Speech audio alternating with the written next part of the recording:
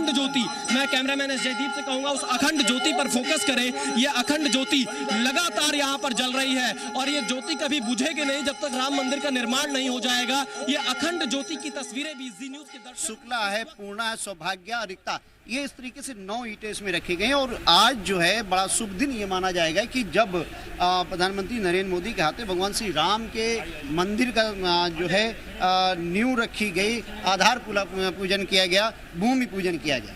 निश्चित तौर पे अभी फिलहाल सिक्योरिटी खास के तौर पे उसको जो गर्भगृह है उनको ढक दिया गया है। ऐसा ही है, आप यहाँ पे थे, किस तरीके से इसको देखते हैं और इस महत्व को क्या कहेंगे इस वक्त? ये विश्व का सबसे बड़ा काम हुआ है जो बहुत ही अच्छा किया गया है और हम लोग यहाँ पर सिक्योरिटी के रूप में तैनात हैं और हम लोग तो यहाँ की सुरक्षा व्यवस्था में लगे हैं, इससे ज़्यादा और कुछ नहीं कह सकते। निश्चित तौर पे मनमीत, 20 साल बाद आप अयोध्या में पत्रकारिता करते रहे हैं, रामलला को लेकर के लंबी लड़ाई लड़ी गई, लेकिन आप लोगों को भी मौका नहीं मिला कभी यहाँ पे आने का? कौन, देखिए एक्चुअली क्या है कि जब 6 दिसंबर 1992 में डिमोलिश हुआ था ये, तो यहाँ पे टेंट थे, भगवान श्री राम इस टेंट में यहाँ पे विराजमान किए गए थे।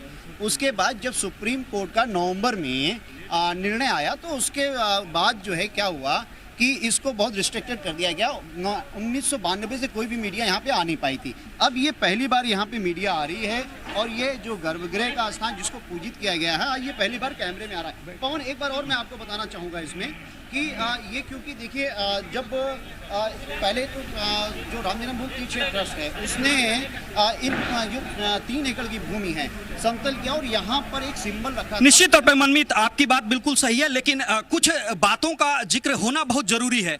प्रधानमंत्री नरेंद्र मोदी जिस अपने स्पीच में जिस टेंट और टाट की बात कर रहे थे कि वहां से निकल करके जो रामलला है वो भव्य राम मंदिर में अब जाएंगे, और जो सपना था, जो लगातार जिसको लेकर के लंबा संघर्ष चला, दिलीप तिवारी जी आप लगातार कवर करते रहे हैं, एज ए रिपोर्टर अब संपादक हैं आप, और लगातार चाहे वो बाबरी विध्वंस का पूरा सिनारियो हो, शिला दान का जो सिनारियो हो, या लाल कृष्ण आडवाणी का राम रथ यात्रा हो, उस दौरान से लेकर अब तक आज यहाँ पे मौजूद हैं, किस तरीके से इस पूरी यात्रा को देखते हैं? देखिए, अगर मैं कहूँ कि राम मंदिर के लिए जो जितने भी आंदोलन चले उसका गवाह जी मीडिया था और जी मीडिया ने तमाम वो तस्वीरों को देश के सामने रखा। विवादित ढांचा ढहाने का मामला, वो भी तस्वीरें जी मीडिया के पास रही हैं, एक्सक्लूसिव तस्वीरें रही हैं। और आज हम जब यहाँ बैठे हैं, जहाँ अब से कुछ देर पहले प्रधानमंत्री देश के मोहन भागवत जो सरसंघचालक हैं, योगी आदित्यनाथ, उत्तर प्रदेश की गवर्नर आनंदीबेन पटेल और तमाम वो लोग जो आंदोलन से जुड़े रहे हैं, उन्होंने यहाँ पर बैठकर पूजा पाठ किया और यहाँ पर शिलान्यास हो गया है। तो एक तरह से दुनिया भर के करोड़ों राम भक्तों को, हिंदुस्तान के करोड़ों राम भक्तों को ये आस्था जो उनकी थी वो मजबूत हुई है कि अब उनका ये जो संकल्प है वो पूरा होगा और वो जल्दी ही भव्य दिव्य राम मंदिर को देख पाएंगे। तो जाहिर है कि आज का दिन राम भक्तों के लिहाज से बेहद अहम है। और अगर मैं पत्रकारिता के लिहाज से बात करूं तो ये वो तस्वीरें हैं जिसको एक पत्रकार के तौर पर कैमरे की नज़र से हम कवर करते हैं, एक पत्रकार के तौर पर देखते हैं, हम बताने की कोशिश करते हैं जनता को कि आखिर क्या हुआ वहाँ पर, ज़मीन पर क्या हुआ। ये तस्वीरें पूरी दुनिया ने आज देखी हैं और दुनिया की निगाहें थी।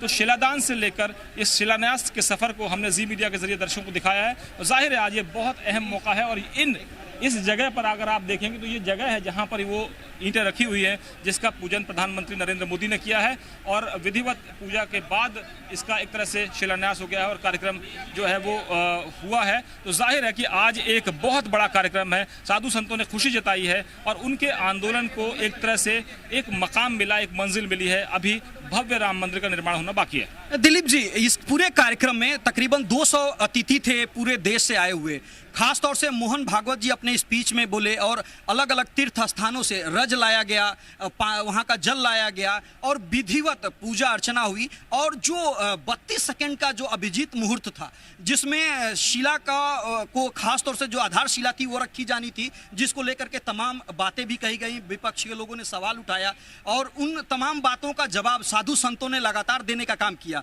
अब जो भव्य राम मंदिर, दिव्य राम मंदिर निर्माण की जो शुभ घड़ी थी वो आई, उसमें पूजा अर्चना हुआ, शिला पूजन हुआ, आधारशिला रख दिया गया। अब इसके आगे भव्य राम मंदिर निर्माण को लेकर के कैसे देखते हैं? देखिए, जाहिर है कि आने वाले दिनों में किस तरह से फंड डोनेट किया जाएगा, लोग दान देंगे। राम जन्मभूमि तीर्थ क्षेत्र ट्रस्ट बनाया गया है जैसा प्रधानमंत्री ने कहा है, और ये एक आस्था का केंद्र है। राम मर्यादा पुरुषोत्तम है, राम के आदर्शों का केंद्र होगा। दुनिया में हिंदुओं की प्रमुख आस्था, जो आस्था का प्रमुख केंद्र होगा, 4 धाम से बड़ा एक धाम होगा।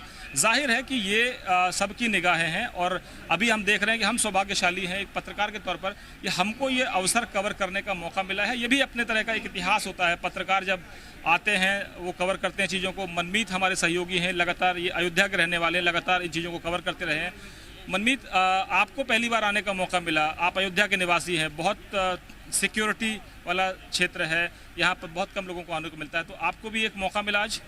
देखिए, ये मेरी 20 साल की पत्रकारिता के इतिहास में ये पहली बार ऐसा मौका मिला है कि मुझे गर्भगृह आने का मौका मिला है। 1992 में जब डिमोलिश हुई तो यहाँ पर हाई सिक्योरिटी होगी, क्योंकि ये रेड जोन का एरिया है और रेड जोन एरिया में कोई भी व्यक्ति नहीं आ सकता है, तो अति सुरक्षित स्थान ये माना जाता रहा है। हालांकि आज क्योंकि ये पहला सौभाग्य हमको भी मिल रहा है कि यहाँ पे जब प्रधानमंत्री ने शिला पूजन किया, भूमि पूजन किया, और उसके साथ जो है यहाँ पे शिलाएं रखी हैं, 9 शिलाएं रखी हैं, और यह आज की डेट में न्यू भरा माना जा रहा है, तो ये आज पहला सौभाग्य हम लोग के लिए है। निश्चित तौर पे, खास तौर से प्रधानमंत्री ने अपने स्पीच में इस बात का जिक्र किया कि जो भारत देश आज़ादी की बात की, उसकी तुलना रामलला की आज़ादी से भी किया कि तमाम संघर्ष और लड़ाई के बाद, तमाम दुश्वारियों के बाद वो वक्त आ गया जब जो रामलला हैं वो भव्य दिव्य राम मंदिर में विराजमान होंगे। जी।